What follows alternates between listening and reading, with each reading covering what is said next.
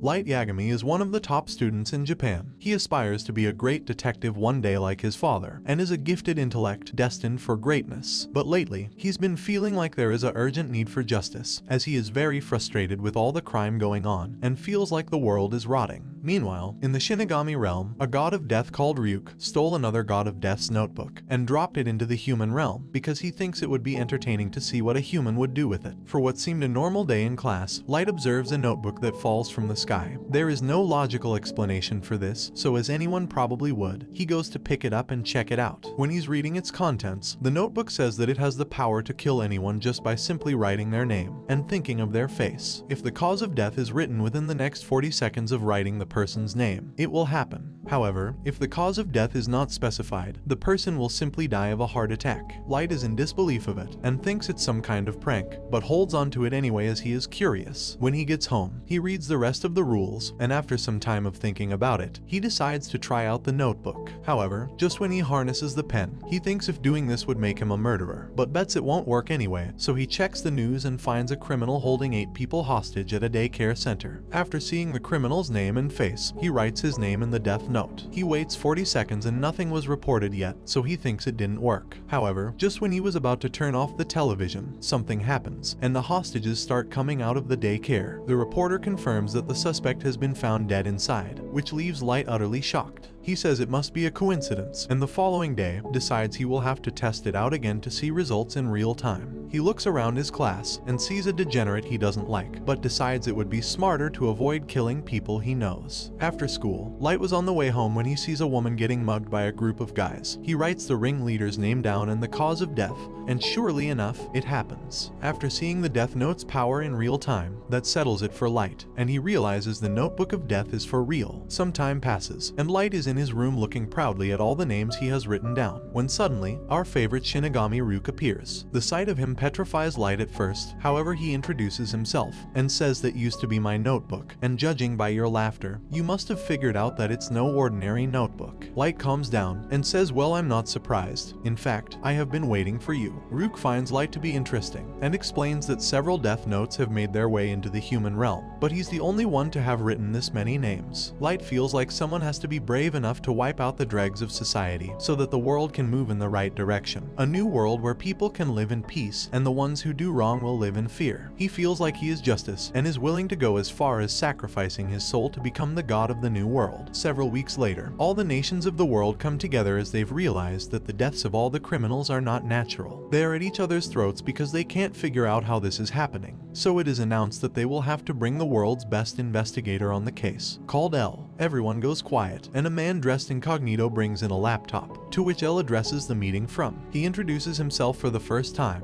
and says to make no mistake, what we're witnessing is an atrocious act of mass murder, one that is unforgivable, and he will need full cooperation from the ICPO and the Japanese police, which confuses the chief of police. However, L reveals that there is a strong possibility that the culprit is in Japan, and that he will be able to prove it after he directly confronts him. Meanwhile, Light comes up with a genius plan to hide the notebook. He puts a regular diary in the drawer, which he believes will satisfy anyone's curiosity who looks inside, but made a special key that you insert under the drawer to lift up the fake bottom, where the death note is hidden. Also, if anyone were to try and force open the fake bottom, the whole thing would set on fire. Ryuk is amazed to see how well Light thought things through, and thinks the fire is risky. However, Light says he would rather a little house fire than to be executed. Some time goes by, and the whole world seems to be talking about all the mysterious deaths happening. On the internet, lots of people have sided with this unknown person killing criminals. They seem to have chosen the name Kita, which derives from the English word killer. Light is not too fond of the name he's been given, but is happy to see that people are supporting him. While Light is watching TV, the channel suddenly changes, where a reporter states that this is a live worldwide broadcast from Interpol. We then see a man with the name Lyndell Taylor, who says he is L. He goes on to say how atrocious these crimes are, and says he will not rest until Kita is brought to justice. Light seems to be calm and overconfident he won't be caught. However, the man on TV goes on to say what you're doing is evil, making Light angry, as he believes anyone who would oppose his views are the truly evil ones. So without hesitation, he writes Lyndell Taylor in the notebook, and patiently waits with a smug look on his face, saying that this is the longest 40 seconds of my life. After 40 seconds, the man on the TV dies of a heart attack, and Light begins mocking him, but just a few moments later, L pops up on the screen, startling Light. He is shocked that his plan actually worked and says that he wouldn't have believed it if he hadn't just witnessed it, that someone can kill without being there in person. El says, "Listen to me, Kita, the man you just killed on television was an inmate whose execution was scheduled for today. That was not me," and provokes Light, saying, "Kill me." However, Light can't, because he doesn't know his face, so El deducts right there that he must need a face as well as a name to kill. El also reveals that although this was announced as a worldwide broadcast, they're only broadcasting in the Kanto region of Japan, so now he knows where he is. Ryuk is impressed by El, who goes on to say that he didn't expect things to go this well, and it won't be long until he can sentence Kita to death. When the broadcast ends, Light becomes infuriated that he'd been completely outsmarted and fell right into El's trap. He says he will accept his challenge, and they both then say at the same time, "I will hunt you down wherever you're hiding, and I will eliminate you. I am justice." And that is how the greatest battle of intellect began. When continuing to investigate, El notices that criminals are dying at certain times. To be exact, it coincides with the free hours of a student. He shares this with the Japanese police, and also deduces that the culprit has a very childish concept of right and wrong, so the likelihood that they're dealing with a student is even higher. Some time goes by,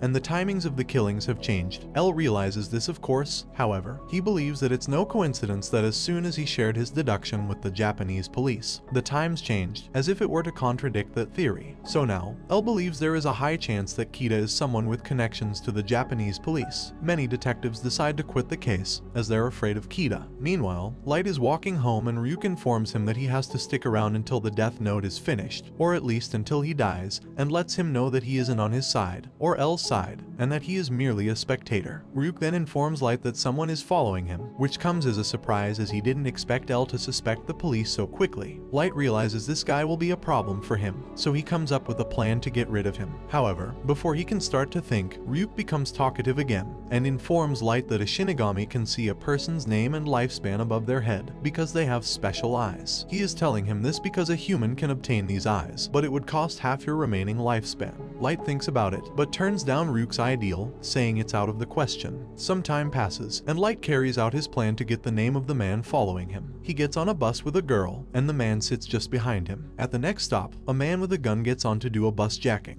Light passes a note to the girl saying he will reach for his gun. However, that was just a hoax to get the man behind him to engage him. The man reveals that he is an FBI agent, so if it comes to it, he will stop the bus jacker. Light tells him to prove he isn't an accomplice and show some ID. The man is sure he isn't Kita, as Kita would have just killed the bus jacker. So he shows Light his identification, where we see his name is Ray Pember. Light tricks the bus jacker into touching a piece of the death note, so he freaks out when he sees Ryuk and rushes off the bus, where he is hit by a car and dies. After the incident, Ray goes home, where we see his fiancée, called Naomi, who used to be a great detective that had worked under El before. She tells Ray that the whole bus jacking was suspicious and a little coincidental, but Ray tells her to leave it alone, as she agreed to leave that life behind when they got engaged. Meanwhile, Light decides to wait 1 week before making a move on Ray, as it would draw too much attention to him to make a move now. When the time comes, Light goes to the train station to wait for Ray. When he spots him, he approaches him from behind, saying, "Turn around and you are dead." He proves he is Kita by killing a man close by, who turned out to be a criminal to women that got away multiple times because of lack of evidence. Kita informs him that if he doesn't comply, he will kill his wife and family. Ray is stunned that he knows about Naomi, and Kita continues to say, "I see you've got your laptop. I want the files containing the identities of all the FBI agents who came to Japan." Light instructs Ray to write down all the names of the agents on a piece of paper he gave to him, and then ride the train for 30 minutes to avoid any suspicion, leaving the file on the train when he gets off. However, when he exits the train, he has a heart attack and turns around to see Kita standing there and says Light with his last breath. We come to discover that the piece of paper Light gave him was a ripped page from the death note. So when Ray Pember was writing down the agents' names, he was literally signing their death warrant. At dinner, Light's father, Chief Detective Soichiro Yagami, reveals that he is head of the Kita investigation and shares that 12 FBI agents died yesterday. Light of course knows because he did it, but acts innocent to the matter, and Light's sister begs her dad to quit as it's too dangerous. However, Soichiro says he will not let evil triumph, and while Light is soaking in the conversation, he stands up and says he's proud to have him as his father, and if anything should happen, he will find Kita himself and execute him. Meanwhile, El has whittled down the task force to a trusted group who have a strong sense of justice, so he sets up a meet to show his face for the first time ever in order to prove he is willing to do whatever it takes to catch Kita. When the task force arrive at the hotel, they find the room El told them he's staying at. and when they open the door, they are surprised to see L is just a kid. The detectives introduce themselves: Matsuda, Aizawa, Mogi, and Ukeda. They are suspicious that this might not be the real L, but after talking for some time, they are sure he is the real deal. L knows that Kita can control his victims before they die,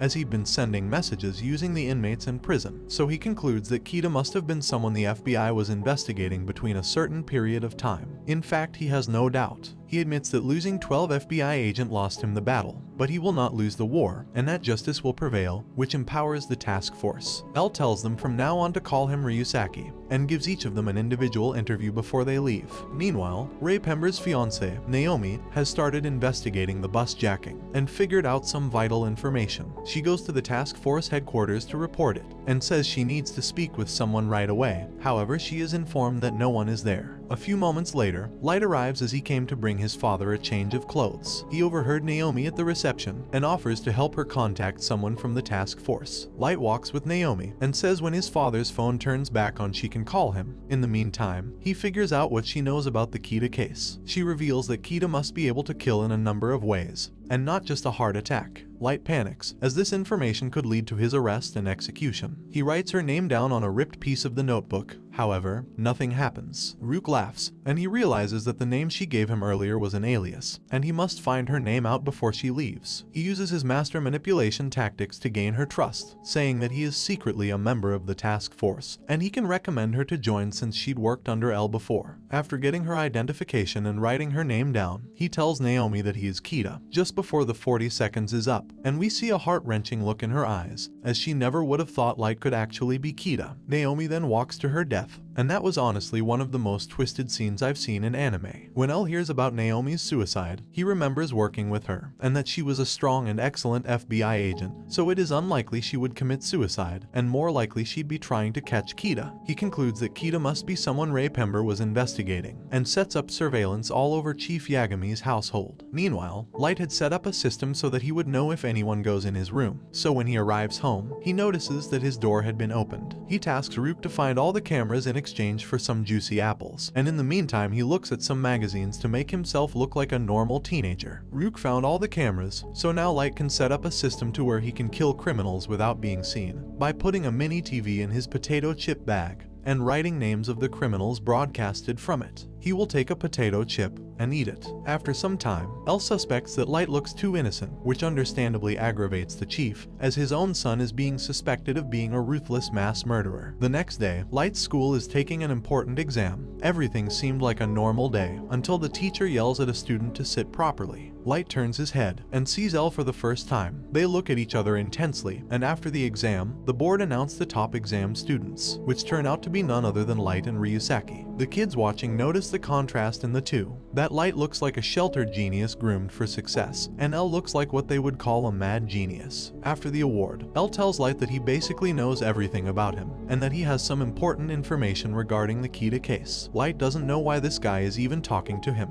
However, Ryusaki drops the bombshell and says I am L, to see how he will react. Light is freaking out in his mind, but tries to keep it together and says he has nothing but respect and admiration for him. L is just under 5% sure Light is Kita, and has a strong feeling he is not wrong to suspect him. When Light gets home, he rages and says damn it, he got me. I've never been so humiliated. Ryuk is surprised to see Light so angry, because he is usually so calm. Light knows if he manages to kill L now, it will make it obvious that he's Kita. He realizes that he underestimated L, and declares that the fight is on, making an evil laugh. He realizes that they have no hard proof on him, so it will be a contest between him and L. A battle of wits. On the surface they'll be classmates, but in reality they'll actually be investigating each other. Light announces that in time, he will earn his trust, and once he's told him what he wants to know, he'll kill him. Comment if you would like a part 2. Don't forget to like and subscribe, and turn on the notification bell so you never miss out on another video. See you in the next one, take care.